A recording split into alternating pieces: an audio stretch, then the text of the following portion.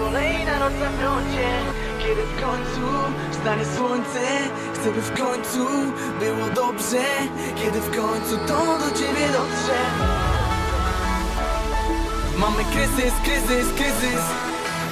Kiedy zaczęliśmy się tylko mijać w biegu i powiało mrozem, jakby to był biegun śniegu. Pomyślałem, nie obędzie się bez rozlewu gniewu. Nasz egoizm to wszystko dzięki niemu. Turbulencje, wzajemne pretensje. Potem coś się stało, miasto huczało od plotek.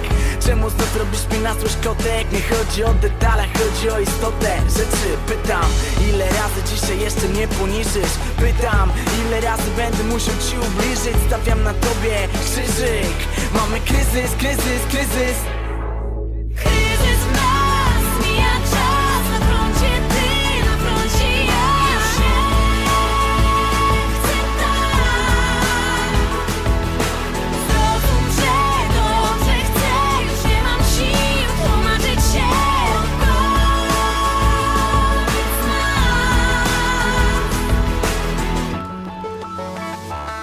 nam. Mamy kryzys, kryzys, kryzys.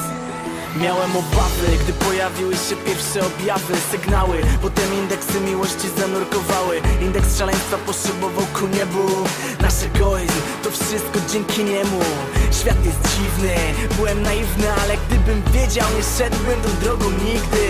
Gdybym wiedział, jak to wszystko się poplącze, a zło się rozrośnie, otoczy nas jak pnącze. Zrozum, chcę, by w końcu było dobrze. Kiedy w końcu to do ciebie dotrze. Kłótnie, czuję się okrutnie zły. Nie wiem sam już, kto zaczął, ja czy ty.